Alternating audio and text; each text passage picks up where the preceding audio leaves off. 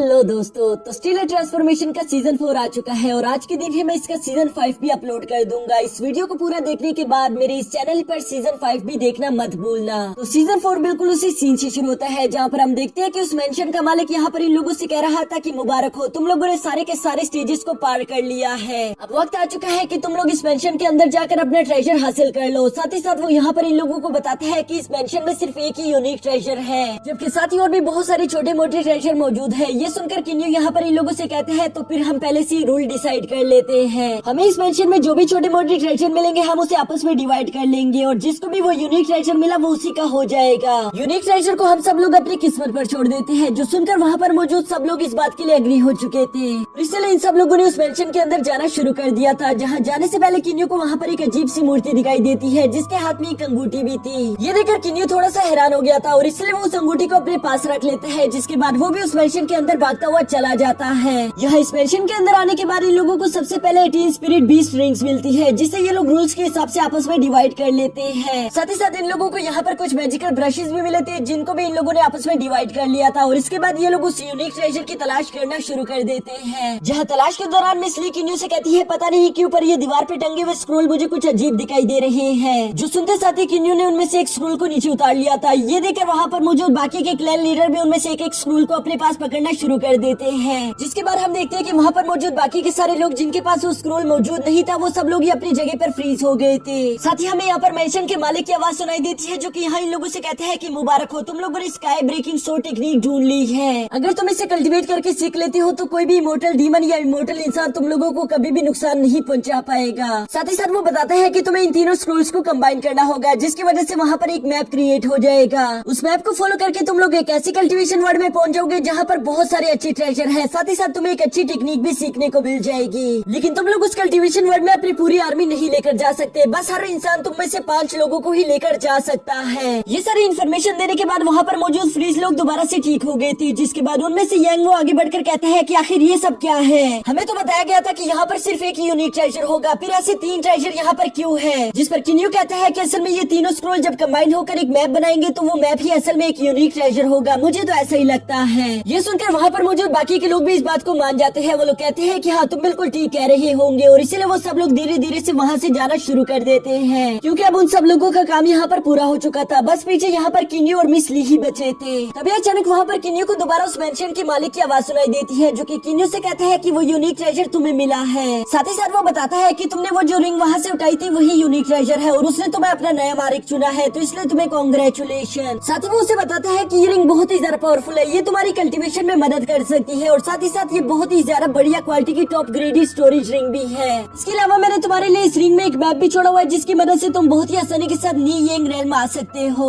ये सब सुनकर तो किन्यू बहुत ही ज्यादा खुश हो गया था और इसके बाद हम देखते हैं कि मिस ली और किन्यू वहाँ से वापस आ जाते हैं। जिसके बाद हम किन्यू को देखते हैं जो कि बैठकर कल्टिवेशन कर रहा था और वो रिंग अब किन्यू की कल्टिवेशन पावर को और भी ज्यादा तेज कर रही थी। साथ ही साथ हम देखते हैं कि वो रिंग किन्यू के मीटियोर स्टोन को भी अपग्रेड कर देती है, जिसकी वजह से उस मीटियोर स्टोन की हीलिंग पावर अब पहले से कई गुना ज्यादा हो चुकी है। इसके बाद नेक्स्ट डे हम देखते हैं कि किन्यू अपने साथ मिस ली को लेकर अपने होम टाउन दिखाने के लिए ले गया था, जबकि दूसरी तरफ हम इमोर्टल क्लैन के कुछ लोगों को देखते हैं जो कि स्टार पेविलियन पर अटैक कर रहे थे।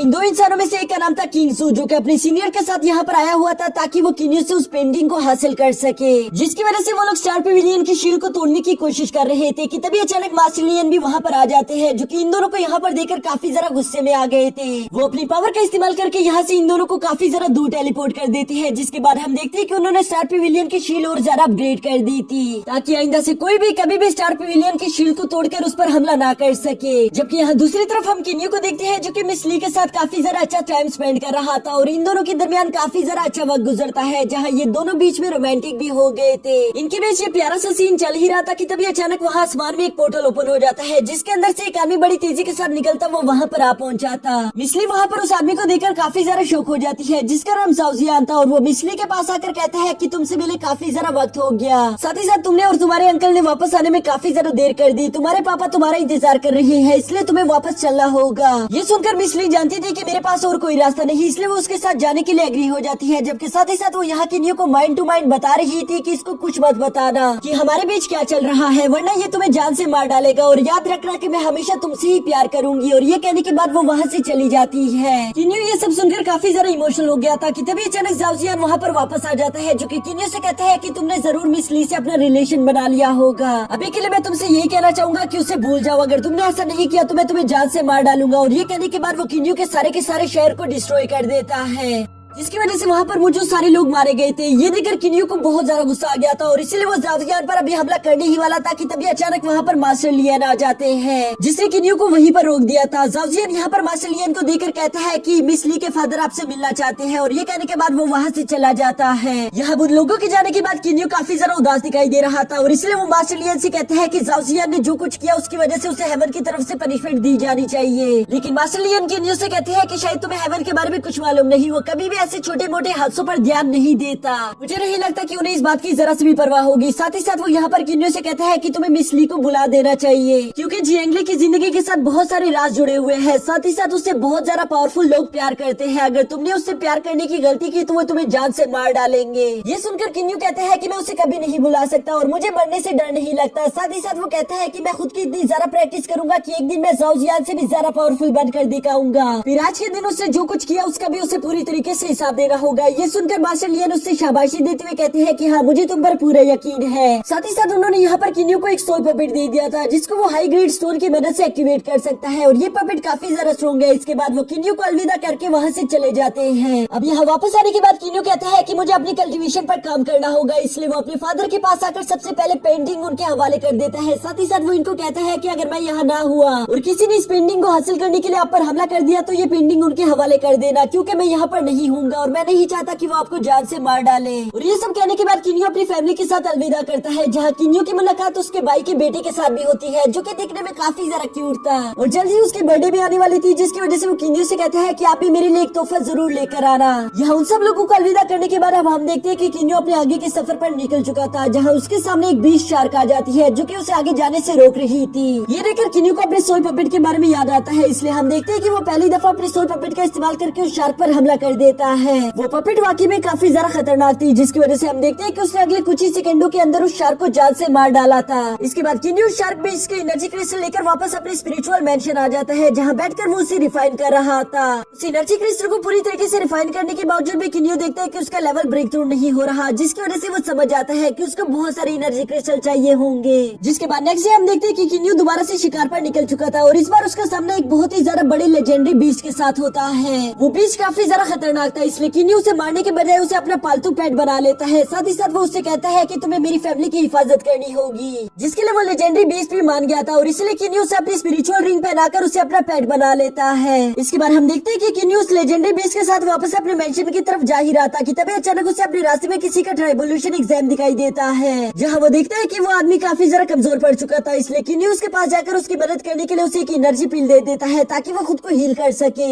यहाँ वो लड़का जैसे उस हीलिंग पिल को खाता है वो दोबारा से ठीक हो चुका था, जिसके बाद हम देखते हैं कि वो अपनी ट्राइबोल्यूशन एग्जाम को बहुत ही आसानी के साथ कंप्लीट कर लेता है। इसके बाद वो किन्यू के पास आकर उसे कहता है कि तुम्हारा बहुत बहुत शुक्रिया, तुम्हें मेरे मास्टर से मिलना चाहिए, वो तुम्हारे इस एहसान के बदले तुम्हारे लिए जरूर कुछ करेंगे। ये सुनकर किन्यू भी उसके साथ उसके मास्टर के पास चला जाता है, जहाँ उस लड़के का मास्टर किन्यू का बहुत ज्यादा एहसानमंद था। वो उसे कहता है कि तुमने मेरे डेसिपल की जान बचा ली, इसलिए तुम मुझे आज जो भी मांगोगे मैं तुम्हें वो दे दूंगा। ये सुनकर तो किन्यू भी काफी ज्यादा खुश हो गया था, इसलिए वो थोड़ी देर के सोचने के बाद कहता है कि मुझे एक हाई ग्रेड का रेड स्टोन चाहिए, जिस पर वो सेट का लीडर काफी ज्यादा कश्मकश में दिखाई दे रहा था। लेकिन इसके बावजूद भी वो किन्यू को अपने साथ लेकर एक माइन केव में टेलीपोर्ट कर जाता है, जहाँ जाने के बाद वो लीडर किन्यू को बताता है कि यहाँ पर बहुत सारे क्रिस्टल मौजूद है, लेकिन रेड स्टोन क्रिस्टल सिर्फ एक ही है, जिसकी वजह से ये जगह यहाँ पर कायम है। अगर तुमने वो रेड स्टोन क्रिस्टल ले लिया तो ये जगह नहीं बचेगी। ये सुनकर किन्यू उस आदमी की मजबूरी समझ गया था, जिस पर वो आदमी कहता है तुम चाहो तो मुझसे कुछ और ले सकते हो, लेकिन किन्यू वहाँ पर एक बहुत ही मामूली सा ट्रेजर अपने साथ लेकर चला जाता है। ये देखकर वो लीडर काफी ज्यादा हैरान दिखाई दे रहा था, क्योंकि किन्यू एक बहुत ही ज्यादा मामूली ट्रेजर लेकर गया है, जबकि दूसरी तरफ किन्यू ये ट्रेजर इसलिए लेकर जा रहा था ताकि वो अपने भांजे को ये दे सके, क्योंकि हम जानते हैं कि किन्यू के भाई के बेटे का बर्थडे आने वाला है और इसलिए किन्यू उसके लिए गिफ्ट लेकर जा रहा था। यहाँ से जाते हुए रास्ते में किन्यू पर 3 स्पिरिचुअल बीस्ट हमला कर देती है, जो कि अपने ह्यूमन फॉर्म में थे और वो साथ ही साथ काफी ज्यादा पावरफुल भी थे। लेकिन शायद वो तीनों नहीं जानते थे कि किन्यू कितना ज्यादा खतरनाक इंसान है और इसलिए किन्यू बहुत ही आसानी के साथ उन तीनों को हराकर अपने स्पेस रिंग में कैद कर लेता है। ऐसा करने के बाद किन्यू जैसे ही आगे बढ़ने लगा था तभी अचानक उसके सामने सेबल और हाफ हॉफी आ गई थी, जो कि काफी दिनों तक के लिए कल्टीवेशन करने के लिए बहुत दूर गए थे। साथ ही साथ यहाँ पर हम देखते हैं कि किन्यू तो सेबल को पहचान ही नहीं पा रहा था, क्योंकि सेबल अब पूरी तरीके से एक इंसान बन चुका है, क्योंकि उसने अपने 8x9 ट्राइबोल्यूशन एग्जाम को पास कर लिया है। इसके बाद ये तीनों ही वापस किन्यू के स्पिरिचुअल मेंशन आ गए थे, जहाँ पर किन्यू उन 3 स्पिरिचुअल बीस्ट को भी अपना पालतू पेट बना लेता है। और ये करने के बाद हम देखते हैं कि ये तीनों अपने मेंशन में बैठकर खाना खा रहे थे, जहाँ पर सेबल किन्यू से कहता है कि यहाँ पर फ्लो ऑफ टाइम काफी ज्यादा स्लो है। ये सुनकर किन्यू को कुछ भी समझ नहीं आता, इसलिए वो उससे कहता है कि तुम कहना क्या चाहते हो, जिस पर वो बताता है कि असल में हम लोग जिस जगह कल्टीवेशन करने के लिए गए थे वो भी बिल्कुल इसी तरह की एक जगह थी, जहाँ पर टाइम बहुत ज्यादा स्लो चलता था। हमने वहाँ पर पूरे 100 साल तक प्रैक्टिस की है, जबकि यहाँ पर सिर्फ थोड़ा सा ही टाइम गुजरा है। ये सुनकर किन्यू थोड़ा सा हैरान हो गया था,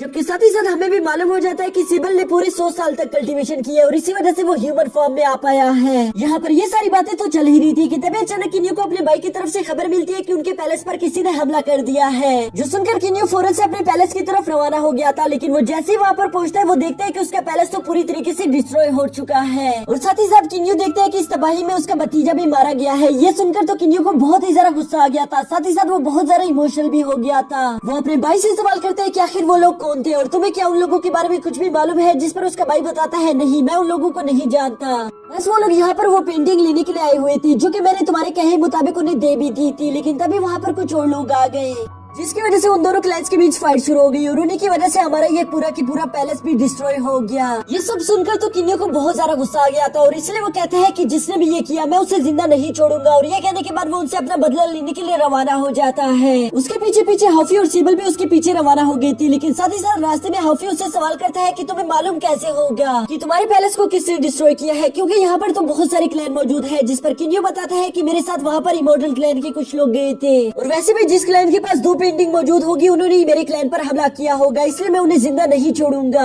ये सारी बातें करते वो लोग सीधा इमॉर्टल क्लैन की तरफ जा रही थी, जबकि पीछे यहाँ पर हम 2 आदमियों को भी देखते हैं जो कि किन्यू का पीछा कर रहे थे। इसके बाद नेक्स्ट सीन में हम हाफी, किन्यू और सेबल को देखते हैं, जो कि इमॉर्टल क्लैन के सामने एक जगह पर छुपे हुए बातें सुन रहे थे। वो देखते हैं कि वहाँ पर एक मास्टर और उनका डिसिपल उन्हीं पेंटिंग्स के बारे में बात कर रही थी, जिसकी वजह से किन्यू को मालूम हो जाता है कि मेरे पेंटिंग यहाँ पर इमॉर्टल क्लैन में मौजूद है। लेकिन तभी अचानक उसे दूसरा ट्विस्ट देखने को मिलता है, क्योंकि हम देखते हैं कि वो डेसिपल भी एक बहरूपिया था, जो कि अपना रूप बदल कर उस मास्टर को वहाँ पर जान से मार डालता है। वो डेसिपल असल में डेविल क्लैन से बिलोंग करता था, जो कि यहाँ पर उन पेंटिंग्स के बारे में इंफॉर्मेशन निकालने के लिए आया हुआ था। साथ ही साथ किन्यू से पहचान लेता है कि ये डेविल क्लैन की रानी का भाई है, यानी कि वो 2 क्लैन जिसके बारे में मेरा भाई बता रहा था वो जरूर डेविल क्लैन और इमॉर्टल क्लैन होंगे, जिसकी वजह से मेरा पूरा की पूरा पैलेस डिस्ट्रॉय हो गया। ये सब सोचकर किन्यू को काफी ज्यादा गुस्सा आ रहा था। साथ ही साथ किन्यू कहता है कि हम तो अकेले यहाँ पर इमॉर्टल क्लैन या फिर डेविल क्लैन को नहीं हरा सकते, इसलिए वो सिबल और हाफी के साथ मिलकर एक जबरदस्त प्लान बनाता है। उसका इरादा था कि मैं यहाँ पर इन दोनों क्लैंस को आपस में लड़वा दूंगा, जिसकी वजह से ये दोनों क्लैन ही कमजोर पड़ जाएंगे, और इसके बाद मैं यहाँ पर इन लोगों को मारकर साथ ही साथ वो तीनों पेंटिंग्स भी हासिल कर लूंगा। और यहाँ ये सारी प्लानिंग करने के बाद वो लोग सीधा डेविल क्लैन की तरफ निकल जाते हैं, जिसके बाद हम यहाँ पीछे दोबारा से उसी आदमी को देखते हैं, जो कि वही आदमी था जो कि किन्यू का पीछा कर रहा था। यानी कि डेविल क्लैन के लोगों को तो मालूम भी नहीं कि आखिर वहाँ पर क्या हुआ था, जबकि दूसरी तरफ हम देखते हैं कि किन्यू मीटियोर बनकर डेविल क्लैन के सामने आ जाता है, जहाँ पुरुष के बाद किन्यू अपने स्काई फ्लेम का इस्तेमाल करके उस जगह को डिस्ट्रॉय करना शुरू कर देता है। तभी अचानक वहाँ पर रानी और उसके दोनों भाई भी सामने आ गए थे, जो कि मीटियोर पर हमला करते हुए उससे कहते हैं कि आखिर तुम हो कौन और तुम ये सब क्यों कर रहे हो। मीटियोर उनसे कहता है कि मैं इमॉर्टल क्लैन का एक वॉरियर हूँ और तुमने हमारे क्लैन के एक मास्टर को जान से मार डाला है, इसलिए मैं यहाँ पर बदला लेने के लिए आया हुआ हूँ। ये कहने के बाद मीटियोर उन सब लोगों के साथ फाइट करते हुए वहाँ पर काफी सारी तबाही मचाकर वहाँ से फौरन ही गायब होकर चला जाता है। लेकिन दूसरी तरफ उस डेविल क्लैन की रानी और उसके भाइयों को ये बिल्कुल भी अच्छा नहीं लगता, इसलिए वो सब लोग मिलकर इमॉर्टल क्लैन पर अपने साथियों को लेकर हमला करना शुरू कर देते हैं। इमॉर्टल क्लैन के लोगों को भी काफी ज्यादा गुस्सा आ रहा था कि पहले तो इन लोगों ने हमारे एक मास्टर को मार दिया और अब ये लोग हमारे क्लैन पर भी हमला करने के लिए आ गए, हम इन लोगों को जिंदा नहीं छोड़ेंगे। और इसलिए हम देखते हैं कि यहाँ पर इन दोनों क्लैन्स के दरमियान एक जबरदस्त फाइट शुरू हो जाती है, और इस फाइट के दौरान हम देखते हैं कि डेविल क्लैन के लोग इमॉर्टल क्लैन के लोगों पर भारी पड़ रहे थे, जिसकी वजह से इमॉर्टल क्लैन का मास्टर वहाँ पर एक शील्ड क्रिएट करके अपने सारे डेसिबल और मास्टर को उनमें बचा लेता है। वो इमॉर्टल क्लैन का लीडर अपने भांजे को वहाँ पर बुलाकर उसे पेंटिंग देते हुए कहते हैं कि इसे कहीं दूर छुपा देना। मुझे लगता है कि ये डेविल क्लैन के लोग यहाँ पर इसी को ही हासिल करने के लिए आए हुए हैं। जबकि उस शील्ड के बाहर हम डेविल क्लैन के लोगों को देखते हैं जो कि उस शील्ड को तोड़ने की अपनी पूरी कोशिश कर रही थी, लेकिन वो लोग उस शील्ड को तोड़ नहीं पाते, जिसकी वजह से वो जंग वहीं पर रुक गई थी। ये बात यहाँ पर किन्यू को अच्छी नहीं लगती, इसलिए वो सेबल और हाफी को अपने साथ लेकर डेविल क्लैन के पैलेस पर हमला करना शुरू कर देता है। वो उन लोगों से कह रहा था कि तुमने हमारे इमोर्टल क्लैन पर हमला कर दिया, इसलिए मैं तुम्हारे पूरे के पूरे पैलेस को डिस्ट्रॉय कर दूंगा। ये देखकर तो डेविल क्लैन की आर्मी काफी ज्यादा डर गई थी, इसलिए वो फौरन से अपने लीडर को पैगाम पहुंचा देते हैं कि इमोर्टल क्लैन का एक वॉरियर यहाँ पर दोबारा हम पर हमला करने के लिए आ गया है। ये सुनकर तो उस डेविल क्लैन के लीडर को अब और भी ज्यादा गुस्सा आ गया था, इसलिए वो फौरन से अपने साथियों को वहीं पर रोकर वापस अपने पैलेस को बचाने के लिए आ जाता है। जहाँ डेविल क्लैन की रानी के भाई को अपनी तरफ आता हुआ देखकर किन्यू फौरन अपने दोनों भाइयों को वहाँ से भेज देता है, जिसके बाद हम देखते हैं कि वहाँ पर वो अकेले ही उस लीडर से फाइट कर रहा था और वो रानी के भाई असल में बहुत ही ज्यादा पावरफुल था, जिसकी वजह से किन्यू उसका मुकाबला नहीं कर पाता और उसे मजबूरन वहाँ से टेलीपोर्ट होकर वापस जाना पड़ता है। इस दौरान किन्यू काफी बुरी तरीके से घायल भी हो चुका था, लेकिन उसका मीटियोर स्टोन उसे पूरी तरीके से हील कर देता है। यहाँ पीछे की तरफ हम इमोर्टल क्लैन के लीडर को देखते हैं जो कि अपने शील्ड से बाहर आकर उस डेविल क्लैन के लोगों पर हमला करना शुरू कर देता है और इसलिए हम देखते हैं कि उस रानी ने अपने भाई को पैगाम पहुंचवा दिया था। वो उसे बताती है कि इन लोगों ने दोबारा से हम लोगों पर हमला करना शुरू कर दिया है, जो सुनकर उसका भाई बहुत ही तेजी के साथ दोबारा वहाँ पर पहुँच आता है। अब तो वो गुस्से से पूरी तरीके से पागल हो रहा था। वो उसे कहता है पहले तो तुमने हमारे क्लैन पर हमला किया और अब फिर से तुम हम पर हमला कर रही हो, मैं तुम्हें जिंदा नहीं छोड़ूंगा। यहाँ दूसरी तरफ इमोर्टल क्लैन का लीडर भी उसके साथ फाइट करने के लिए अभी आगे बढ़ने ही वाला था कि तभी उसका भांजा वहाँ पर आ जाता है, जो कि उसे बताता है कि हमारे पैलेस पर भी किसी ने अटैक कर दिया है, जिसने अपने स्काई फ्लेम का इस्तेमाल करके वहाँ चारों तरफ आग फैला दी है। वो वहाँ पर उस पेंटिंग की तलाश में आया हुआ था। अब यहाँ स्काई फ्लेम के बारे में सुनकर वो दोनों ही समझ जाते हैं कि हम दोनों पर हमला करने वाला एक ही इंसान है और वो चाहता है कि हम दोनों एक दूसरे को फाइट करके हरा डाले। इसलिए ये दोनों एक दूसरे से हाथ मिलाते हुए प्लान करते हैं कि हम दोनों मिलकर जाकर उस आदमी को जान से मार डालेंगे। जिसके बाद नेक्स्ट सीन में हम देखते हैं कि ये दोनों मिटियोर को मारने के लिए एक जगह पर आ गए थे और ये लोग उसे बताते हैं कि हम तुम्हारा पूरा के पूरा प्लान समझ चुके हैं, लेकिन अब तुम हमसे नहीं बचोगे। और ये कहते साथ ही ये लोग उस पर हमला करना शुरू कर देते हैं। जहाँ मिटियोर भी इन लोगों के साथ फाइट कर रहा था, पर ये सब लोग मिटियोर पर काफी ज्यादा भारी पड़ जाते हैं, जिसकी वजह से मिटियोर काफी बुरी तरीके से घायल हो गया था। यहाँ किन्यू को इतना सारा घायल देकर वहाँ पर सेबल और हाफी भी आ जाते हैं। साथ ही साथ हम देखते हैं कि वो लीडर भी वहाँ पर अपने सैनिकों को लेकर आ चुका था, जिस पर किन्यू का एक एहसान है और इसलिए वो यहाँ पर किन्यू की मदद करने के लिए आ पहुंचा था। यहाँ दूसरी तरफ इमोर्टल क्लैन के लोग और डेविल क्लैन के लोगों से देखकर काफी ज्यादा घबरा जाते हैं। वो उसे कहते हैं कि तुम यहाँ पर क्या कर रहे हो, तुम्हारा यहाँ पर कोई लेना देना नहीं, ये हम लोगों की आपस की लड़ाई है। और वो लीडर बताता है कि स्टार पेविलियन का ये किन्यू मेरा दोस्त है और जिसने भी इसके साथ फाइट करने की कोशिश की वो भी मेरा दुश्मन है। साथ ही साथ वो लीडर यहाँ पर इन लोगों से कहता है कि जल्दी से जल्दी वो पेंटिंग मेरे हवाले कर दो, तुम लोग यहाँ से चले जाओ। ये सुनकर डेविल क्लैन के लोग कहते हैं कि आप जैसा कहेंगे हम बिल्कुल वैसे ही करेंगे। जबकि दूसरी तरफ हम इमोर्टल क्लैन के लोगों को देखते हैं जो कि डर के मारे वहाँ से भाग गए थे, लेकिन उस लीडर को ये बात अच्छी नहीं लगती, इसलिए वो किन्यू और बाकी सबको लेकर उनको फॉलो करना शुरू कर देता है। जिसके बाद हम देखते हैं कि वो सब लोग वापस अपनी शील्ड में आ गए थे। इमोर्टल क्लैन का लीडर यहाँ उस लीडर से कहते हैं कि तुमने कहा यहाँ से चले जाओ, हम यहाँ पर आ गए, अब तुम यहाँ पर हमारे पीछे क्यों आए हो। जिस पर वो लीडर कहता है कि मैंने तुम्हें ये भी कहा था कि उस पेंटिंग को मेरे हवाले कर दो, लेकिन तुमने वो पेंटिंग मेरे हवाले नहीं की, अब जल्दी से वो पेंटिंग मुझे दे दो ताकि हम यहाँ से जा सके। लेकिन इमोर्टल क्लैन का लीडर कहता है नहीं, मैं कभी भी वो पेंटिंग तुम्हारे हवाले नहीं कर सकता, क्योंकि एम्परर ने वो पेंटिंग मुझसे मंगवाई है और अगर मैंने वो तुम्हें दे दी तो एम्परर मुझे जान से मार डालेंगे। ये सुनकर उसके सामने खड़ा लीडर कहता है मुझे इस बात से फर्क नहीं पड़ता, मैं तुमसे हर हाल में वो पेंटिंग लेकर ही रहूंगा। तभी वहाँ पर ड्रैगन क्लैन का लीडर भी आ जाता है जो कि किन्यू की तरफ से फाइट करने वाला है, क्योंकि किन्यू का दोस्त उसे बताता है कि ये मेरा दोस्त है। और साथ ही साथ यहाँ पर हम देखते हैं कि वो ड्रैगन क्लैन का लीडर अपनी एक टेक्निक के इस्तेमाल से वहाँ पर मौजूद सब लोगों की सोल को अपनी कंट्रोल में कर लेता है, ताकि वो इमोर्टल क्लैन के लीडर से इन्फॉर्मेशन निकलवा सके कि वो पेंटिंग कहाँ पर मौजूद है। और थोड़ी देर की इन्फॉर्मेशन के बाद हम देखते हैं कि आखिरकार उसे मालूम भी हो चुका था कि वो पेंटिंग उसके भांजे के पास है। ये बात जैसे किन्यू और सेबल को मालूम होती है, वो फौरन से आगे बढ़ते हुए वो पेंटिंग हासिल करने की कोशिश करते हैं, लेकिन इससे पहले कि वो लोग उस पेंटिंग को हासिल कर पाते तभी वहाँ पर इमोर्टल एम्परर का मैसेंजर आ जाता है, जिसने वो पेंटिंग अपने पास रख ली थी। वो मैसेंजर इतना ज्यादा पावरफुल था जिसे देखकर तो वो लीडर और ड्रैगन क्लैन का लीडर भी काफी ज्यादा घबरा गए थे, इसलिए वो लोग उसे ग्रीट भी कर रहे थे। पर वो इमोर्टल मैसेंजर तो काफी ज्यादा गुस्से में था, इसलिए वो इन दोनों पर ही हमला कर देता है, जिसके सामने ये दोनों टिक नहीं पा रहे थे। ये दोनों मिलकर भी बड़ी मुश्किल से सिर्फ उसके एक ही अटैक को ब्लॉक कर पाते हैं, जो देखकर किन्यू समझ गया था कि मुझे अब अपने सोल पपेट को समन करना ही होगा। इसीलिए वो अपने लास्ट बचे हुए रेड स्टोन्स का इस्तेमाल करके अपने सोल पपेट को एक्टिवेट कर देता है, जो कि काफी ज्यादा पावरफुल था। और इसी वजह से हम देखते हैं कि उस सोल पपेट में मास्टर लियन की कुछ एनर्जी आ गई थी, यानी कि अब यहाँ पर ये सोल पपेट कुछ घंटों तक मास्टर लियन जितनी खतरनाक और पावरफुल होगी। जिसके बाद हम देखते हैं कि वो पपेट उस मैसेंजर पर हमला करना शुरू कर देती है। यहाँ वो मैसेंजर भी उस सोल पपेट के साथ फाइट करने की अपनी पूरी कोशिश कर रहा था, लेकिन वो सोल पपेट काफी ज्यादा खतरनाक था, इसलिए वो उस मैसेंजर को हरा देता है, जिसकी वजह से किन्यू ने अपनी पेंटिंग वापस हासिल कर ली थी। यहाँ उन लोगों के जाने के बाद वो इमोर्टल मैसेंजर कहता है कि हम लोग चाहकर भी उस पपेट को नहीं हरा सकते, क्योंकि वो वाकई में बहुत ज्यादा स्ट्रॉन्ग है। इसलिए ये लोग प्लान बनाते हैं कि हम लोग एक पेंटिंग हासिल करने के लिए डेविल क्लैन पर हमला करेंगे। और ये लोग जैसे ही डेविल क्लैन पर हमला करने के लिए उस तरफ जाते हैं, तभी वहाँ पर डेविल एम्परर का मैसेंजर भी आ चुका था, जो कि उस पेंटिंग को अपने हाथ में लेकर इनसे कहता है कि अगर हिम्मत है तो आगे बढ़कर दिखाओ। देखकर वो इमोर्टल मैसेंजर समझ चुका था कि यहाँ पर फाइट करने का कोई फायदा नहीं, इसलिए वो लोग शांति के साथ वापस चले जाते हैं। दूसरी तरफ हम यहाँ पर किन्यू को देखते हैं, जहाँ पर वो ड्रैगन क्लैन के लीडर उस पपेट का शुक्रिया अदा कर रहा था, क्योंकि उसने यहाँ पर उस ड्रैगन क्लैन और उस लीडर की जान बचा ली थी। क्योंकि अगर किन्यू इस पपेट को वहाँ पर ना लेकर आता तो इमोर्टल मैसेंजर उसे जान से मार डालता।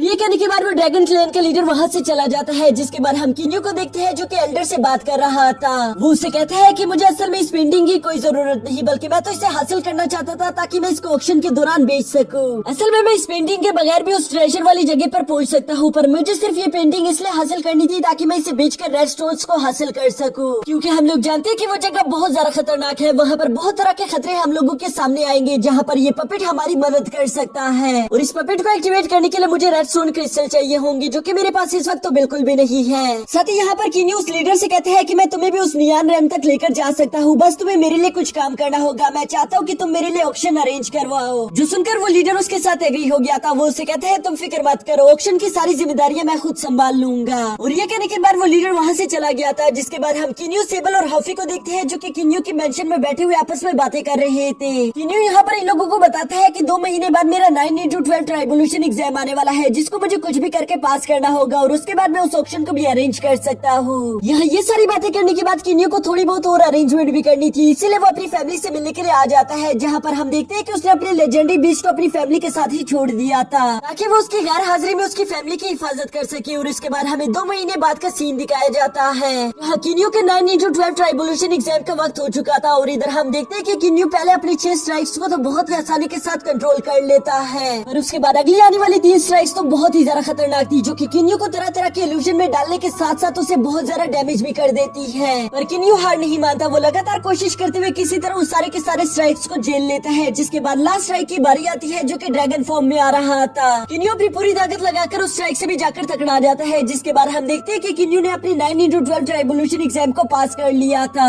जिसकी वजह से हफी और सेबल किन्यू को कांग्रेचुलेशन कह रहे थे। और साथ ही साथ हम देखते हैं कि ये लोग जश्न मनाने के लिए एक शराब खाने भी चले गए थे।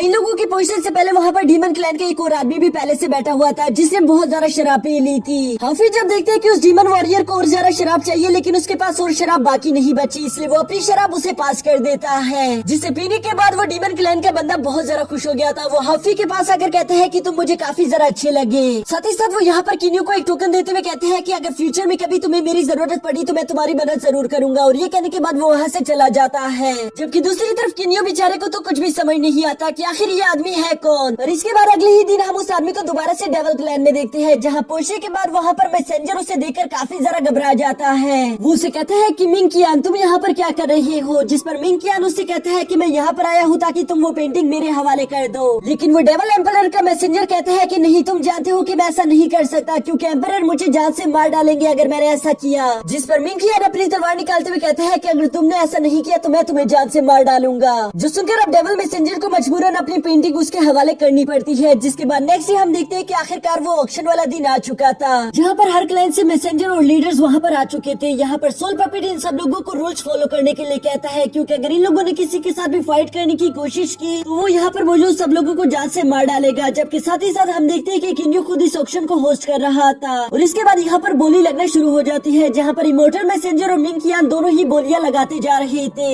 मिंग कियान ये देखकर काफी ज्यादा हैरान हो जाते हैं कि आखिर इमोर्टल मैसेंजर के पास इतने ज्यादा स्टोन्स कहाँ से आए। और बाद में उसे मालूम होता है कि डेविल मैसेंजर और इमोर्टल मैसेंजर दोनों ने हाथ मिला लिया था, जिसकी वजह से इन लोगों के स्टोन इतने ज्यादा हो चुके हैं, और इसीलिए ये लोग यहाँ पर मिंग कियान को बराबर की टक्कर दे रही है। तभी अचानक वहाँ पर ड्रैगन क्लैन का एक एल्डर भी आ जाता है, क्योंकि बताता है कि मेरे पास 3 रेड स्टोन्स मौजूद है, अगर तुम में से कोई चाहे तो वो मुझसे इसे खरीद सकता है। लेकिन वो इसे काफी ज्यादा महंगा खरीद रहा था, जिसके बावजूद भी इमोर्टल मैसेंजर उसे खरीद लेता है, और यहाँ इतने ज्यादा स्टोन्स होने की वजह से वो उस पेंटिंग को अपने पास रख लेता है। मिंग कियान इस ऑक्शन को हार जाने की वजह से काफी ज्यादा गुस्से में था, लेकिन इसके बावजूद भी वो इस इमोर्टल मैसेंजर को कुछ नहीं कहता, क्योंकि यहाँ पर वो सोल पपेट भी मौजूद था। अब इसके बाद हमें नेक्स्ट डे का सीन दिखाया जाता है, जहाँ किन्यू ने अब अपने पपेट को उन रेड स्टोन्स की मदद से एक्टिवेट कर लिया था और वो इन्हीं की मदद लेकर रानी के भाई पर हमला कर देता है। जहाँ काफी ज्यादा लंबी फाइट के बाद हम देखते हैं कि उस पपेट ने अपनी सोर्ड का इस्तेमाल करके रानी के भाई को जान से मार डाला था। साथ ही साथ यहाँ पर किन्यो उसका रेड मून वेपन भी ले लेता है, जिसके बाद वो सीधा जाकर इमोर्टल क्लैन के पास पहुँच गया था, जहाँ वो रास्ते में उनके 2 एल्डर्स पर भी हमला कर देता है। और यहाँ पर जैसे उनमें से एक एल्डर अपनी जान बचाने के लिए साइड पर अकेला चला गया था, तभी वहाँ पर किन्यो आकर उसे रेड मून वेपन से जान से मार डालता है, जिसकी वजह से वहाँ पर रेड मून वेपन का ओरा फैल चुका था। और जैसे ही इमोर्टल मैसेंजर वहाँ पर आता है, उससे लगता है कि शायद हम पर डेविल क्लैन ने दोबारा से हमला कर दिया होगा। ये देखकर तो उसे काफी ज्यादा गुस्सा आ गया था, इसलिए वो डेविल क्लैन के मैसेंजर से मिलने के लिए खुद ही वहाँ पर चला जाता है। जहाँ पहुँचने के बाद उसे मालूम होता है कि डेविल क्लैन के एक वॉरियर को भी किसी ने जान से मार डाला है, यानी कि कोई हमें दोबारा से आपस में लड़वाना चाह रहा है। लेकिन इस बार वो लोग इस जाल में नहीं फंसने वाले थे, इसलिए हम देखते हैं कि इमोर्टल क्लैन और डेविल क्लैन दोनों ने आपस में हाथ मिला लिया था। साथ ही साथ ये लोग यहाँ पर एक टोकन का इस्तेमाल करके ड्रैगन क्लैन के एल्डर को भी अपने साथ टीम में शामिल कर लेते हैं, क्योंकि उनके पास भी एक पेंटिंग मौजूद थी। और अब जैसे कि इन लोगों के पास तीनों पेंटिंग मौजूद है, तो इसलिए ये लोग प्लान बनाते हैं कि हम लोग छुपकर ट्रेजर हंटिंग के लिए अपने साथ कुछ लोगों को लेकर चले जाएंगे। अब यहाँ जब ये बात डिसाइड हो जाती है, तो इसके बाद हम ड्रैगन किंग को देखते हैं, जो कि अपने ड्रैगन क्लैन के लीडर से कह रहा था कि हम लोगों ने डिसाइड किया है कि ठीक 3 दिन बाद हम नीयेंग रैन ट्रेजर हंटिंग के लिए जाएंगे, इसलिए मैं चाहता हूँ कि तुम सारे के सारे सिपाहियों को तैयार कर दो। ये बात यहाँ पर जैसे ड्रैगन क्लैन के लीडर को मालूम होती है, वो एक्साइटमेंट में ये बात किन्यो के फ्रेंड लीडर को भी बता देता है कि हम लोग ठीक 3 दिन बाद ट्रेजर हंटिंग के लिए जाने वाले हैं। और तुम फिक्र मत करो, तुम मेरे एक पुराने दोस्त हो, इसलिए मैं तुम्हारे लिए वहाँ से जरूर कुछ न कुछ तो लेकर आऊंगा। जो सुनकर वो लीडर भी अपने दोस्त से कहते हैं कि तुम वहाँ पर अपना ख्याल रखना, मुझे और कुछ नहीं चाहिए। और इसके बाद हम किन्यो को देखते हैं, जो कि उस डेविल क्लैन के एल्डर को मारने के बाद उसकी एनर्जी क्रिस्टल को एब्जॉर्ब कर रहा था, ताकि वो खुद के लेवल को जल्द से जल्द बढ़ा सके, क्योंकि उसने भी डिसाइड किया था कि जल्द ही वो लोग भी ट्रेजर हंटिंग के लिए जाने वाले हैं। इसके बाद हम लोग 3 दिन बाद का सीन देखते हैं, जहाँ पर आखिरकार वो रात आ ही चुकी थी, जहाँ पर ये लोग ट्रेजर हंटिंग के लिए निकलने वाले थे। साथ ही हम यहाँ पर डेविल क्लैन के मैसेंजर को देखते हैं, जो कि मिंग कियान से छुपते हुए अपने साथियों को लेकर ट्रेजर हंटिंग के लिए जाने वाला था, कि तभी उसके सामने मिंग कियान आ जाता है, जो कि उसे कहते हैं कि तुमने आखिर मुझे धोखा देने की हिम्मत कैसे की? मैंने कहा था ना कि अगर तुमने ऐसा करने की कोशिश की तो मैं तुम्हें जान से मार डालूंगा। तुमने आखिर मुझे बिना बताए ट्रेजर हंटिंग के लिए जाने का फैसला कैसे कर लिया? जो सुनकर उस डेविल क्लैन के मैसेंजर के तो होश ही उड़ चुके थे। वो काफी ज्यादा डरते हुए फौरन अपने साथियों से कहते हैं कि तुम लोग यहाँ से निकल जाओ, मैं भी तुम लोगों के पीछे आ रहा हूँ। जो सुनकर उसके साथी तो वहाँ से चले गए थे, और इसके बाद वो फौरन से मिंग कियान पर हमला कर देता है, लेकिन मिंग कियान बहुत ही आसानी के साथ उसके अटैक को ब्लॉक कर देता है। साथ ही हम यहाँ पर देखते हैं कि मिंग कियान उस डेविल मैसेंजर पर काफी ज्यादा भारी पड़ रहा था, जिसकी वजह से वो डेविल मैसेंजर अपनी सारी एनर्जी को रिलीज करते हुए बड़ी तेजी के साथ वहाँ से भाग जाता है। ये देखकर तो मिंग कियान को बहुत ज्यादा गुस्सा आ गया था, इसलिए वो वहाँ पर मौजूद डीमन पैलेस को पूरी तरीके से डिस्ट्रॉय कर देता है। कि तभी अचानक उसे वहाँ पर किन्यो का पैगाम मिल चुका था, जो कि मिंग कियान से कहता है कि अगर तुम्हें नीयेंग रैन जाना है तो तुम हमारे साथ आ सकते हो। साथ ही साथ वो उसे मिलने का वक्त और जगह भी बता देते हैं। इसके बाद हम बाकी के 3 क्लाइंट्स को देखते हैं, जो कि एक जगह पर आकर इकट्ठा हो चुके थे। वहाँ पर वो तीनों क्लाइंट्स अपनी पेंटिंग्स को कंबाइन करके एक पोर्टल ओपन कर देते हैं, जिसे देखकर ड्रैगन क्लैन का लीडर कहता है कि ये तो डेथ प्लेस है। साथ ही वो बताता है कि मैं यहाँ पर पहले भी एक बार जा चुका हूँ, लेकिन ये वाकई में बहुत ज्यादा खतरनाक जगह है, जहाँ पर एक बार अगर कोई चला जाए तो वो वापस जिंदा नहीं आ पाता। मेरी तो सिर्फ किस्मत ही अच्छी थी, जिसकी वजह से मैं जिंदा बच पाया। ये सुनकर वहाँ पर मौजूद सारे लोग काफी ज्यादा घबरा गए थे, पर ज्यादा भी इन लोगों की मजबूरी थी, तो इसलिए ये लोग बारी बारी करके उस पोर्टल के अंदर जाना शुरू कर देते हैं। जबकि दूसरी तरफ हम किन्यो और उसके दोस्तों को देखते हैं, जो कि एक साथ आने के बाद एक बहुत ही ज्यादा मुश्किल रास्ते का इस्तेमाल कर रहे थे। इस रास्ते को पार करने में इन्हें पूरे 2 साल लग जाते हैं, और इसके बावजूद यहाँ पर इन लोगों के रास्ते में काफी ज्यादा मुश्किलें आ रही थी, जिसकी वजह से इन लोगों की बॉडी डैमेज हो रही थी। लेकिन इसके बावजूद भी ये लोग हार मारने के बजाय सीधा सीधा आगे बढ़ते जा रहे थे, और यूं ही काफी ज्यादा लंबा सफर तय करने के बाद आखिरकार ये सब लोग उस डेथ प्लेस तक पहुँच जाते हैं, जहाँ इन लोगों के साथ ही वो तीनों क्लैन वाले लोग भी वहाँ पर आ चुके थे, जिन्हें वहाँ पर देखकर मिंग कियान को काफी ज्यादा गुस्सा आ गया था। लेकिन वो उस डेविल मैसेंजर से कहता है कि फिक्र मत करो, मैं यहाँ पर तुम्हें नहीं मारूंगा, मैं वापस जाने के बाद तुम्हारी जान लूंगा। ये सुनकर वो तीनों क्लैन इन लोगों से कहते हैं कि तुम लोग हमारी टीम का हिस्सा नहीं हो, इसलिए तुम लोगों को अपना रास्ता खुद ही ढूंढना होगा। और ये कहने के बाद ये दोनों टीम ही अपने अलग अलग रास्ते पर चली जाती है, जहाँ रास्ते में हम देखते हैं कि किन्यो अपने स्काई फ्लेम का इस्तेमाल करके वहाँ रास्ते में एक पोर्टल क्रिएट कर देता है, जिसे पार करके ये लोग एक अजीब सी जगह पर पहुँच जाते हैं, जहाँ पर पहले से 3 पिलर हवा में मौजूद थे। साथ ही साथ यहाँ पर बाकी के 3 क्लैन वाले मेंबर्स भी आ जाते हैं, जिन्हें देखकर मिंग कियान उनका मजाक बनाते हुए कहते हैं कि तुम लोगों के पास मैप भी मौजूद है, लेकिन इसके बावजूद हम तुम लोगों से पहले यहाँ पर आ गए। इसके बाद यहाँ पर किन्यो इन सब लोगों को बताता है कि तुम लोगों को अपनी पेंटिंग्स यहाँ पर इन तीनों पिलर्स पर रखनी होगी, जिसकी वजह से यहाँ पर एक एनर्जी पोर्टल ओपन होगा, और इसके बाद तुम लोग उस ट्रेजर तक पहुँच सकते हो। जो सुनते साथ ही उन तीनों लीडर ने बिल्कुल ऐसा ही किया था, जिसकी वजह से वहाँ पर बहुत ज्यादा एनर्जी रिलीज हो जाती है, और ये सभी लोग वहाँ से टेलीपोर्ट होकर साइलेंट फॉरेस्ट में आ जाते हैं, जहाँ आने के बाद डेविल मैसेंजर मुस्कुराते हुए कह रहा था कि आखिरकार हम अपने खजाने तक पहुँच गए। वो ये जैसे ही कहते तभी अचानक उस पर एक बिजली आकर गिरती है, जिसके बाद इन्हें एक आवाज सुनाई देती है कि यहाँ पर तुम लोगों का बोलना मना है। ये देखकर वहाँ पर मौजूद सब लोग आपस में डिसाइड करते हैं कि हम लोग माइंड टू माइंड ही एक दूसरे से बात करेंगे, नहीं तो हम पर लाइटनिंग गिरती रहेगी। यह इसके बाद वो आवाज दोबारा इन लोगों को बताती है कि यहाँ पर बहुत तरह के ट्रेजर मौजूद है, लेकिन उनको हासिल करने के लिए तुम्हें काफी सारे इम्तिहानात से भी गुजरना होगा। जो सुनकर ये लोग आपस में डिसाइड करते हैं कि हम लोगों को टीम बैठकर आपस में बढ़ जाना चाहिए, जिसकी वजह से हमें वो ट्रेजर आसानी के साथ मिल जाएंगे। ऐसा करते हुए वो सारी की सारी टीमें वहाँ पर ट्रेजर ढूंढना शुरू कर देती है। जहाँ कुछ देर बाद हम देखते हैं कि ये सब लोग एक रिवर के पास आ गए थे, जहाँ पर बहुत सारे ट्रेजर मौजूद है। ये देखकर तो वो सब लोग बहुत ज्यादा खुश होकर फौरन उन ट्रेजर को छीनने के लिए झपट्टा मारना शुरू कर देते हैं। लेकिन साथ ही हम देखते हैं कि यहाँ पर किन्नी और उसके भाई बहुत ही सारा शांति के साथ अपनी जगह पर खड़े थे, जबकि दूसरी तरफ हम वो सारे के सारे लोग देखते हैं जो कि अपने ब्लड का इस्तेमाल करके उन वेपन्स पर लगा रहे थे ताकि उनसे ये ट्रेजर कोई छीन ना सके। और यहाँ पर जैसे ही वो लोग अपने ब्लड का इस्तेमाल करते हैं तभी उनकी जान वहाँ पर चली जाती है, क्योंकि यहाँ पर मौजूद इन सारे के सारे ट्रेजर पर एक तरह का स्पेल परफॉर्म किया गया था। ये देखकर तो बाकी बच्चे लोग काफी ज्यादा घबरा गए थे कि तभी अचानक वो आवाज दोबारा से इन लोगों को सुनाई देती है, जो कहती है कि ये मेरा पहला टेस्ट था जिसमें बहुत सारे लोग पास हो गए और कुछ लोग फेल भी हो गए, इसलिए अब तुम लोग चाहो तो ये ट्रेजर अपने पास रख सकते हो, इससे स्पेल हट चुका है और इसके बाद मैं तुम लोगों से अपना सेकंड टेस्ट लूंगा। ये सुनकर तो वहाँ पर मौजूद लोगों को यकीन नहीं आ रहा था, क्योंकि उन्हें लग रहा था कि शायद वो झूठ बोल रहा होगा। लेकिन वो आवाज दोबारा इन लोगों से कहती है कि तुम लोगों को मेरा यकीन कर लेना चाहिए, क्योंकि इस बार मैं बिल्कुल सच कह रहा हूँ। ये सुनकर वो लीडर दोबारा बड़ी तेजी के साथ जाकर वहाँ पर मौजूद सारे ट्रेजर को काबू में कर लेता है, और ये करने के बाद वो लीडर बड़ी तेजी के साथ जाकर वहाँ पर एक वॉरियर का ब्लड ले लेता है, जिसका इस्तेमाल कर लिया था उसने उन वेपन्स को चेक करने के लिए। लेकिन जब वो इमोर्टल क्लैन का वॉरियर जान से नहीं मारा जाता, ये देखकर वो काफी ज्यादा खुश हो गया था। साथ ही साथ वो समझ भी जाता है कि अब इन वेपन्स पर कोई भी कर्ज नहीं लगा हुआ, और इसीलिए वो उन सारे के सारे वेपन्स को अपने पास रख लेता है, जबकि उसने वो सोड उसी वॉरियर को दे दी थी, क्योंकि वो उसके ब्लड के साथ कनेक्ट हो चुकी है। ये देखकर तो उस इमोर्टल क्लैन के मैसेंजर को बहुत ज्यादा गुस्सा आ गया था। इसके बाद ये सब लोग आगे की तरफ बढ़ना शुरू कर देते हैं, जहाँ ये सब लोग एक मेंशन के पास पहुंच गए थे और उस मेंशन के बाहर एक पोर्टल भी बना हुआ था। यह वो आवाज इन लोगों को बताती है कि तुम सब लोगों को इस पोर्टल से पास होना होगा, यही तुम लोगों का दूसरा टेस्ट है। जो सुनकर वहाँ पर मौजूद वो सब लोग काफी ज्यादा परेशान दिखाई दे रहे थे, क्योंकि वो लोग नहीं जानते थे कि इस पोर्टल के सामने क्या होगा। इन लोगों को तो ये भी मालूम नहीं कि क्या ये उस पार जिंदा रह भी पाएंगे या नहीं। जबकि दूसरी तरफ यहाँ पर हम हाफी और सेबल को देखते हैं, जो कि किन्नियो को कह रहे थे कि भाई हमें माफ कर दो, हमें नहीं पता था कि हमारा ट्राइबोल्यूशन एग्जाम इतनी जल्दी आ जाएगा, जिसकी वजह से अभी हमें जाना ही होगा। ये सुनकर किन्नियो ने वहाँ से जाने के लिए तो कह देता है, लेकिन साथ ही साथ उन लोगों के जाने के बाद किन्नियो काफी ज्यादा दुखी हो गया था, क्योंकि उसके साथ हमेशा से ऐसा ही तो होता आ रहा है। वो जिससे भी प्यार करता है वो धीरे धीरे उससे दूर चले जाते हैं। साथ ही हम यहाँ दूसरी तरफ इन तीनों क्लैन को देखते हैं, जो कि काफी ज्यादा परेशानी के बाद आखिरकार डिसाइड करते हैं कि हम बारी बारी अपने एक एक डेसिपल को इस पोर्टल के अंदर भेजेंगे, जिस पर ये सब लोग एग्री हो गए थे। और ये लोग बारी बारी अपने एक एक डेसिपल को उस पोर्टल के अंदर भेजना शुरू कर देते हैं, जो कि उसके अंदर सर्वाइव नहीं कर पाते,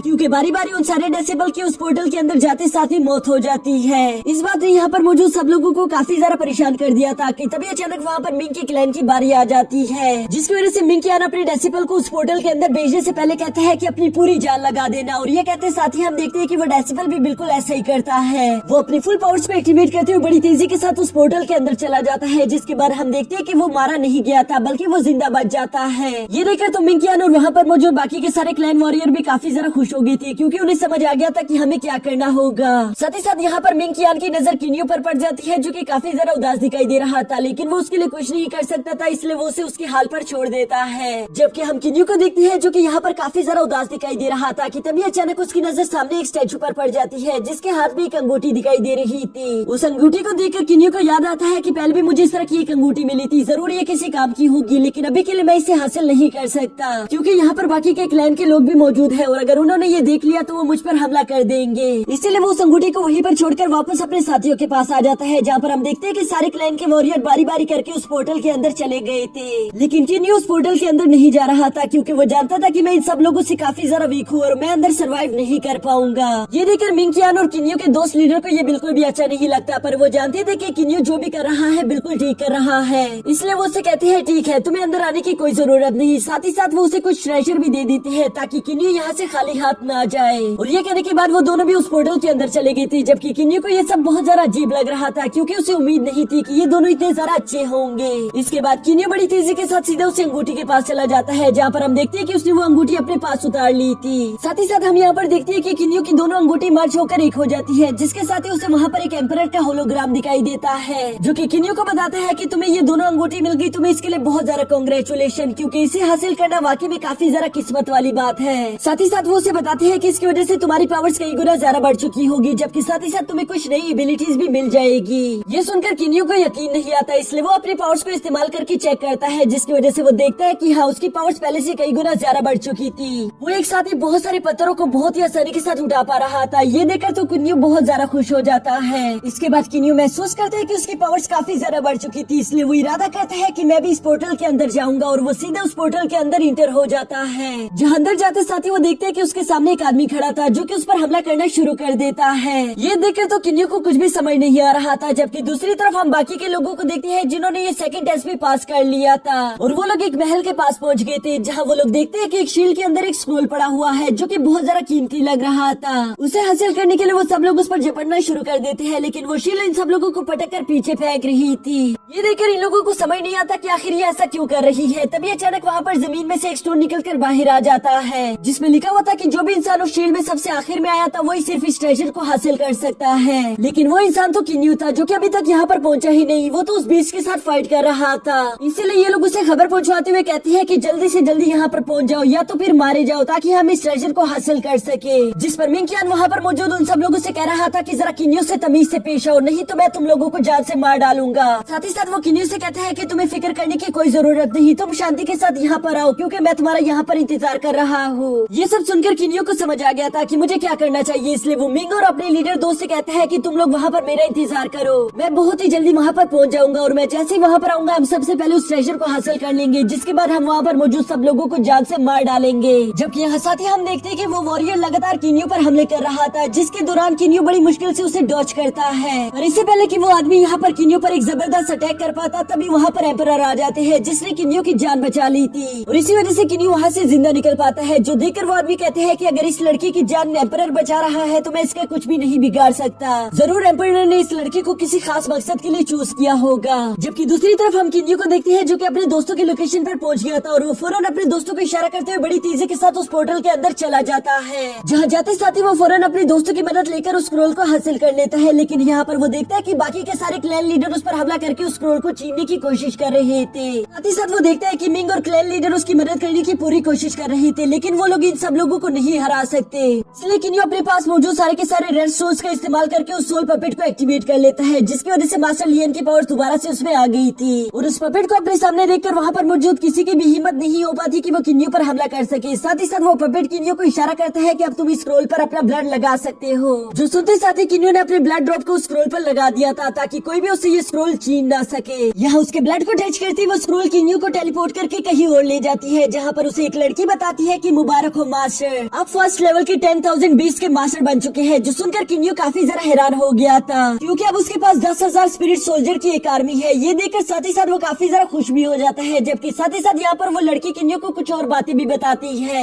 जो सुनने के बाद किन्यू वापस से उसी जगह पर आ गया था, और यहाँ पर मौजूद बाकी के क्लैन लीडर उसे देखकर अब वापस अपनी अपनी जगह पर जाना शुरू कर देते हैं, क्योंकि वो लोग जानते थे कि अब वो ट्रेजर किन्यू का हो चुका है, हम उसे नहीं छीन सकते। इसके बाद वो सोल पपेट किन्यू से कहती है कि तुम्हें यहाँ के एम्परर से मिलना होगा, क्योंकि वो तुम्हारा इंतजार कर रहे हैं। और ये कहते साथ ही वो उसे एम्परर के पास ले जाते हैं, जहाँ किन्यू देखते हैं कि एम्परर को कुछ लोगों ने घेर कर रखा हुआ था, और वो उस पर लगातार हमले कर रहे थे, क्योंकि वो उससे कुछ स्क्रोल्स हासिल करना चाहते थे। ये देखकर वहाँ का एम्परर भी उन लोगों पर हमला करना शुरू कर देते हैं, जो अटैक जाकर किन्यू से टकराने वाला था, और किन्यू वहाँ पर मौजूद एक ब्लैक होल में जाने ही लगता है। लेकिन इससे पहले कि वो ब्लैक होल किन्यू को अपने अंदर समा पाता, तभी सोल पपेट बड़ी तेजी के साथ आकर वहाँ पर किन्यू की जान बचा लेता है, और वो उसे लेकर काफी ज्यादा दूर आ गया था। यहाँ आने के बाद किन्यू देखता है कि वहाँ पर पहले से एक आदमी बैठा हुआ था, जिसका नाम वुलान है। वो यहाँ पर किन्यू को देखकर कहते हैं कि मैं तुम्हारा यहाँ पर सालों से इंतजार कर रहा हूँ, क्योंकि तुम वो नए मास्टर हो जिसने उन दोनों रिंग्स को हासिल कर लिया। साथ ही साथ वो किन्यू से कहते हैं कि मैं जानता हूँ कि यह सफर तुम्हारे लिए काफी ज्यादा मुश्किल रहा होगा, लेकिन तुम्हें 2 और टेस्ट पास करने होंगे, क्योंकि अगर तुमने ये दोनों टेस्ट पास कर लिए तो तुम सोच भी नहीं सकते कि तुम्हें क्या ट्रेजर मिल सकता है। ये सुनकर तो किन्यू उसकी बात मान गया था, जिसके बाद हम देखते हैं कि वुलान उसे एम्परर के पास भेज देता है। यह नीयंग रैम के एम्परर से पहली दफा मुलाकात करके किन्यू काफी ज्यादा खुश दिखाई दे रहा था, और ये दोनों आपस में कई देर तक बातें करते रहते हैं। जिसके बाद एम्परर किन्यू को एक गोल्डन स्क्रोल देते हुए कहता है कि ये स्क्रोल बहुत ज्यादा कीमती है, जिसे हासिल करने के लिए बहुत ज्यादा लोग इसके पीछे पड़े हुए हैं, और मैं जानता हूँ कि इस पर सिर्फ तुम्हारा ही हक है। और वो ये जैसे ही उसे देने वाला था, तभी अचानक वहाँ पर बहुत सारे लोग आ गए थे, जो एम्परर को एक जहरीले कीड़े से कटवा देने के बाद उसे कहती है कि ये गोल्डन स्क्रोल हमारे हवाले कर दो, नहीं तो मैं यहाँ पर तुम सब लोगों को जान से मार डालूंगा। ये सुनकर वो एम्परर किन्यू से कहता है कि ये गोल्डन स्क्रोल बहुत ज्यादा ज्यादा कीमती है। तुम्हें कुछ भी करके इसकी हिफाजत करनी होगी और तुम यहाँ से अपनी जान बचाकर जा सकती हो। जल्दी से यहाँ से चले जाओ, मेरी परवाह मत करो, क्योंकि वैसे भी मेरी पूरी बॉडी में जहर फैल चुका है। ना तो मैं फाइट कर सकता हूँ, ना तुम मेरी जान बचा पाओगे। यहाँ पर अभी वो ये सब बातें कर ही रहा था कि तभी अचानक वहाँ पर एक और दुश्मन लड़की आ जाती है, जिसने किन्यू और उस एम्परर पर फौरन से अटैक कर दिया था। किन्यू पहले तो उस एम्परर को अपने साथ ले जाकर बचाने की कोशिश करता है, पर वो जब देखता है कि अब हम लोगों के पास भागने की कोई जगह नहीं, इसलिए वो उस एम्परर से कहते हैं कि मैंने अपनी जिंदगी में बहुत सारे लोग खो दिए, मैं उन लोगों को खोना नहीं चाहता।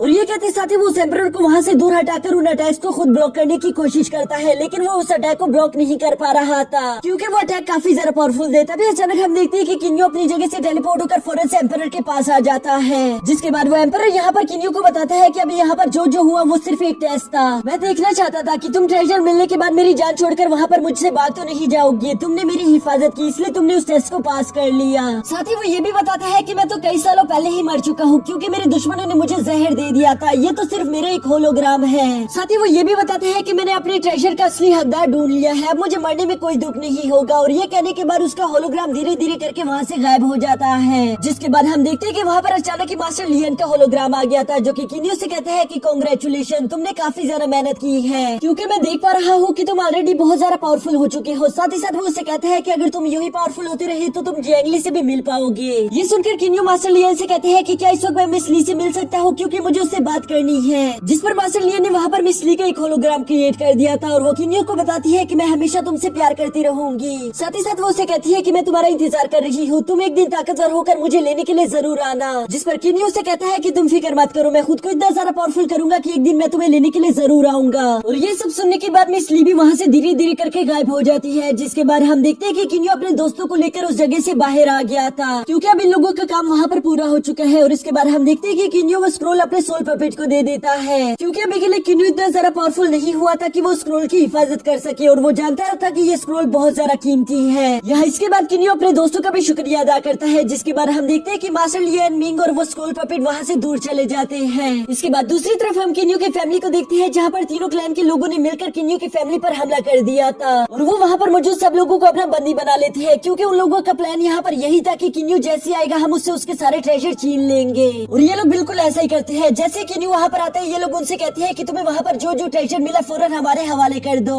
नहीं तो हम यहाँ पर तुम्हारी सारी की सारी फैमिली को मार डालेंगे। जिस पर किन्यू तो मजबूर हो गया था, इसलिए वो उनके हवाले सारे के सारे ट्रेजर कर देता है। इन ट्रेजर को पाने के बाद वो लोग किन्यू की फैमिली को तो छोड़ देते हैं, पर वो किन्यू को अपने साथ एक दूसरे प्लेनेट पर ले गए थे, जहाँ का ग्रेविटेशनल पुल बहुत ज्यादा हाई था। और वो यहाँ पर किन्यू से कहती है कि जल्दी से जल्दी वो स्क्रोल हमारे हवाले कर दो, क्योंकि अगर तुम वो गोल्डन स्क्रोल हमारे हवाले नहीं करोगे तो हम यहाँ से तुम्हें जिंदा जाने नहीं देंगे, और तुम खुद यहाँ से जा भी नहीं सकते। ये सुनकर किन्यू ने बताता है कि वो गोल्डन स्क्रोल मेरे पास नहीं है, बल्कि वो उस पपेट के पास है, इसलिए उसे यहाँ पर आने में जरा देर लग जाएगी। ये सुनकर वो सारे लोग कहते हैं ठीक है, जब तक वो यहाँ नहीं आता हम थोड़ा सा आराम कर लेते हैं। और ये कहने के बाद वो लोग वहाँ पर एक शील्ड क्रिएट करके आराम करने के लिए उसके अंदर चले गए थे। जिसके बाद बाहर हम किन्यू को देखते हैं, जो कि उसी लड़की को अपने पास समन कर लेता है, क्योंकि अब हम जानते हैं कि किन्यू 10,000 सोल्जर्स का एक लीडर है, तो इसलिए वो वहाँ पर उस लड़की से कहता है कि मेरे सारे के सारे बीस्ट को फाइट के लिए रेडी कर दो, मैं तुम्हें जैसा ही इशारा करूँ फौरन उन सब लोगों को यहाँ पर भेज देना। जो सुनकर वो लड़की कहती है ठीक है मास्टर। इसके बाद कुछ देर के लिए किन्यू वहाँ पर अपने सोल पपेट के इंतजार करता है, जहाँ थोड़ी देर बाद वो तीनों क्लैन के लीडर भी उस शील्ड से बाहर आ गए थे, जहाँ वो लोग उस सोल पपेट को अपने सामने देखकर थोड़े से घबरा जरूर जाते हैं। लेकिन तभी वो सोल पपेट इन लोगों से कहता है कि मैं तुम लोगों को यहाँ पर नहीं मारने वाला, बल्कि मैं तो यहाँ पर सिर्फ इसलिए मौजूद हूँ ताकि तुम में से कोई भी यहाँ से भाग ना पाए। और इसके साथ ही हम देखते हैं कि किन्यू की सारी आर्मी वहाँ पर पहुँच चुकी थी, जो कि किन्यू के ऑर्डर के मुताबिक उन तीनों लीडर्स पर हमला करना शुरू कर देते हैं। यहाँ एक जबरदस्त फाइट के बाद हम देखते हैं कि उन सब लोगों ने मिलकर उन तीनों लीडर को जान से मार डाला था, जिसकी वजह से किन्यू को 3 एनर्जी क्रिस्टल भी मिल गए थे, और किन्यू वहीं पर बैठकर उन एनर्जी क्रिस्टल को एब्जॉर्ब करना शुरू कर देता है, जिसकी वजह से किन्यू डार्क स्टार के मिडिल लेवल तक पहुंच गया था। और ये लेवल वाकई में बहुत ज्यादा खतरनाक है, क्योंकि किन्यू ने यहाँ पर 3 पावरफुल लोगों की एनर्जी क्रिस्टल एब्जॉर्ब की थी, इसलिए वो महसूस कर पा रहा था कि वाकई में उसकी एनर्जी बहुत ज्यादा बढ़ चुकी है। इसलिए वो अपनी आर्मी से कहता है कि तुम सब लोग मिलकर मुझ पर हमला करो, मैं देखना चाहता हूँ कि मैं कितना ज्यादा पावरफुल हुआ हूँ। ये सब सुनकर वो अपने मास्टर की बात मानते हुए फौरन से उस पर हमला करना शुरू कर देते हैं, जिसके बाद हम देखते हैं कि किन्यू अकेले उन सब लोगों का सामना बहुत ही आसानी के साथ कर पा रहा था। ये देखकर वो बहुत ज्यादा खुश हो जाता है, जिसके बाद वो वापस अपनी फैमिली के पास आ गया था। यहाँ वापस आने के बाद वो देखता है कि उसकी फैमिली भी अब पहले से बहुत ज्यादा पावरफुल हो चुकी थी, क्योंकि किन्यू ने उस दूसरे प्लेनेट पर काफी ज्यादा वक्त गुजार दिया था, और यहाँ पर उसकी फैमिली ने काफी ज्यादा कल्टीवेशन करके खुद को स्ट्रॉन्ग बना दिया था, यहाँ तक कि वो पूरे इमोर्टल वर्ल्ड में सबसे ज्यादा स्ट्रॉन्ग फैमिली बन चुकी है। ये सुनकर किन्यू काफी ज्यादा खुश हो जाता है, जिसके बाद हम देखते हैं कि किन्यू अपनी फैमिली के साथ बहुत ज्यादा अच्छा वक्त स्पेंड कर रहा था। साथ ही साथ हमें यहाँ पर किन्यू और उसके फादर के बीच कुछ इमोशनल सीन भी देखने को मिलते हैं। जीत के बाद किन्यू अपनी फैमिली से कहते हैं कि मुझे अपनी ट्रेनिंग पर वापस जाना होगा और इसके लिए मैं कहीं दूर जाने वाला हूँ।